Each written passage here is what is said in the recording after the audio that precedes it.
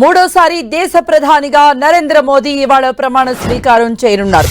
రాత్రి 7:15 ప్రధానిగా ప్రమాణం చేయనున్నారు మోదీ. రాష్ట్రపతి భవన్ లో ఈ కార్యక్రమం జరగనుంది. రాష్ట్రపతి ద్రౌపది ముర్ము ప్రధాని చేత ప్రమాణం చేయించనున్నారు. మోదీతో పాటు మంత్రి మండలి సభ్యులు కూడా పలువురు ఇవాళే ప్రమాణ స్వీకారం చేయబోతున్నారు. ఇందుకు రాష్ట్రపతి భవన్ లాన్స్ లో అన్ని ఏర్పాట్లు పూర్తయ్యాయి.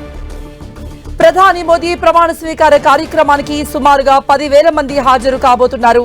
ఆహ్వానితులలో వివిధ దేశాధినేతలు, జాతీయ నేతలు, గవర్నర్లు, ముఖ్యమంత్రులు, మాజీ గవర్నర్లు, ఎంపీలు, బీజేపీ ఎమ్మెల్యేలు, సీనియర్ నేతలున్నారు.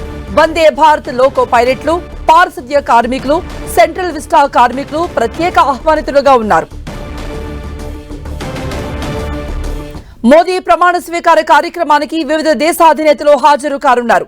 శ్రీలంక అధ్యక్షుడు రనిల్ విక్రమసింఘే, మాల్దీవ్స్ అధ్యక్షుడు Mohamed Muizzu, Seychelles vice president Ahmed Afif, Bangladesh ప్రధానమంత్రి షేక్ హసీనా, మారిషస్ ప్రధానమంత్రి ప్రవింద్ కుమార్ జుగ్నాథ్ తో పాటు నేపాల్ ప్రధానమంత్రి పుష్ప కమల్ దహల్ ప్రచండ, భూటాన్ ప్రధాని షెరింగ్ టోబ్గే హాజరవుతారు.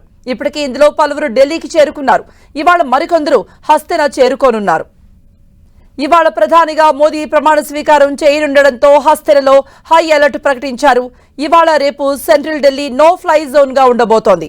అలాగే రాష్ట్రపతి భవన్ పోలీసు నిఘాలోకి వెళ్లిపోయింది. రాష్ట్రపతి భవన్ దాని చుట్టూరా భద్రతను కట్టుదిట్టం చేశారు. 2,500 మంది పోలీసులు సహా 5 కంపెనీల పారామిలిటరీ బలగాలను మోహరించారు.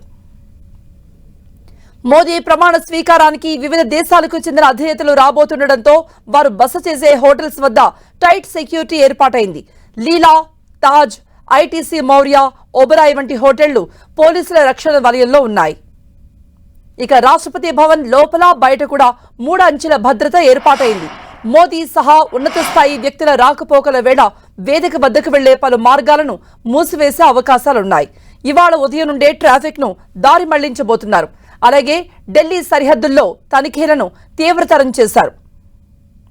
ఇదిలా ఉండగా ఇవాళ ఉదయం ప్రధాని నరేంద్ర మోదీ జాతిపిత మహాత్మా గాంధీ సమాధికి నివాళులర్పించారు.